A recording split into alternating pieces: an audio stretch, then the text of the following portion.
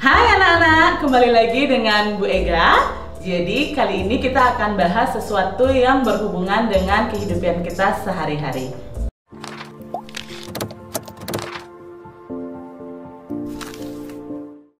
Ya, jadi selama pandemi ini, misalnya kalian mau ke mall, atau kalian ke rumah sakit, atau mungkin kalian ke pusat-pusat perbelanjaan, biasanya nih di depan pintu masuk itu kalian langsung akan ditembak oleh petugas.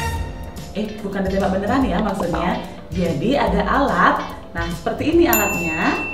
Nah, alat itu yang akan menembak kalian. Nanti hasilnya bukan kalian menjadi berdarah-berdarah, tapi alat itu akan menunjukkan suhu tubuh dari kalian sendiri.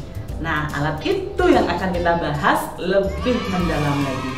Jadi pada pertemuan kita kali ini kita akan membahas tentang suhu dan perubahannya. Jadi ada dua tujuan pembelajaran yang akan kita bahas pada kesempatan kali ini. Yang pertama nih, setelah kalian mempelajari dan mendengarkan video ini, kalian akan tahu apa itu suhu.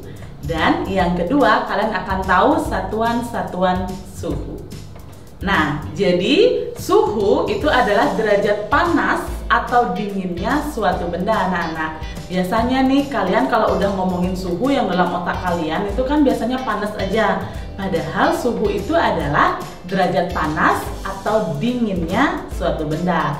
Jadi kalian itu bisa mengukur air yang mendidih, atau kalian juga bisa mengukur es yang sedang membeku, anak-anak.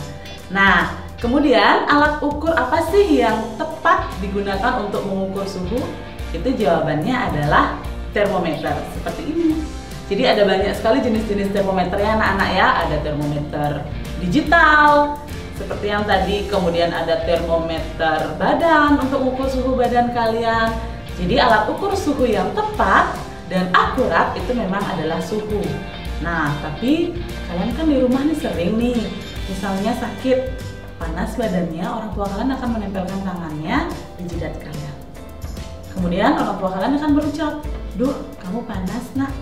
Nah, kira-kira tangan itu alat ukur suhu atau tidak?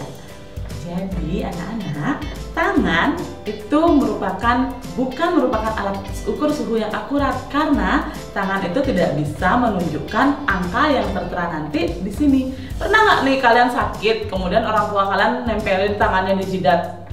Kemudian orang tua kalian bilang nih, "Aduh, panas nak, suhumu 38 derajat, kelihatan di tangan ibu." Kan nggak pernah. Jadi tangan itu hanya digunakan untuk merasakan saja apakah dia panas, ataukah dingin, ataukah normal terhadap suhu atau lingkungan sekitarnya, anak-anak, gitu. Jadi termometer tadi udah ibu bilang nih, ada jenisnya berbagai macam.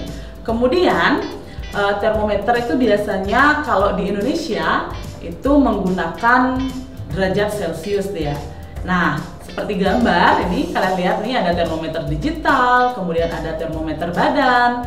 Kemudian untuk ngisi termometer ini biasanya kalian kalau lihat ada termometer itu kan ada cairannya nih. Jadi untuk mengisi cairan dalam termometer itu biasanya ada yang menggunakan alkohol, kemudian ada yang menggunakan raksa. Biasanya kenapa sih ada dua? Kenapa nggak harus satu aja? Kenapa harus dua? Jadi pada tabel yang akan ibu perlihatkan nanti itu ada kelebihan dan kekurangan dari penggunaan termometer yang menggunakan alkohol ataupun termometer nanti yang menggunakan air raksa sebagai pengisi cairannya.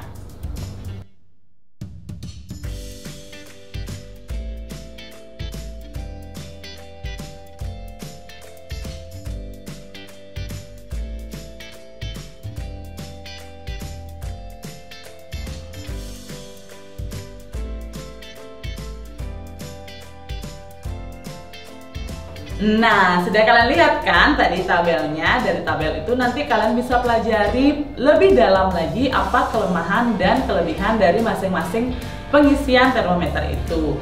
Nah, biasanya nih kalian kalau di Indonesia panas, pasti suhunya adalah yang digunakan adalah 38 derajat Celcius.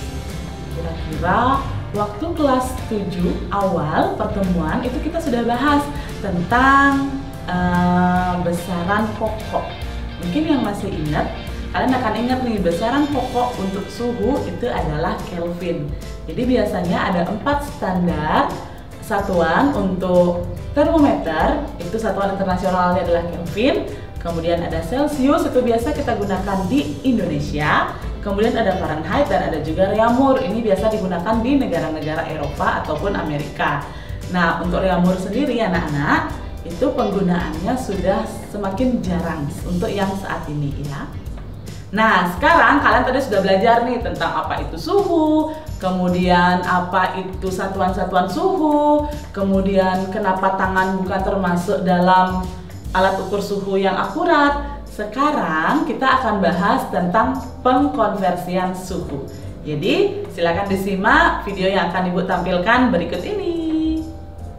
Oke anak-anak, jadi hari ini kita sudah membahas tadi tentang suhu dan perubahannya. Jadi kalian tadi juga sudah bisa untuk mengkonversikan suhu, serta sudah Ibu jelaskan tadi cara serta contoh untuk mencari skala-skala yang tadi. Ada skala Kelvin, kemudian ada Reaumur, ada Fahrenheit, dan ada Celsius.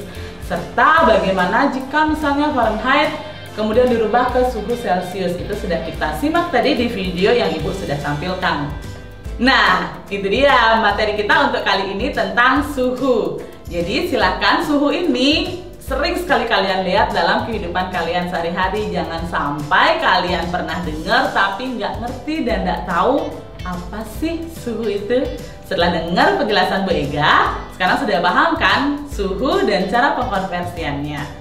Untuk pelajaran suhu kali ini kita akhiri sampai di sini. Sampai jumpa pada pertemuan berikutnya, pertemuan yang IPA yang jauh lebih menarik untuk mengupas tentang kehidupan-kehidupan di sekitar kalian. Sampai di sini dulu, sampai jumpa untuk video berikutnya. Dah.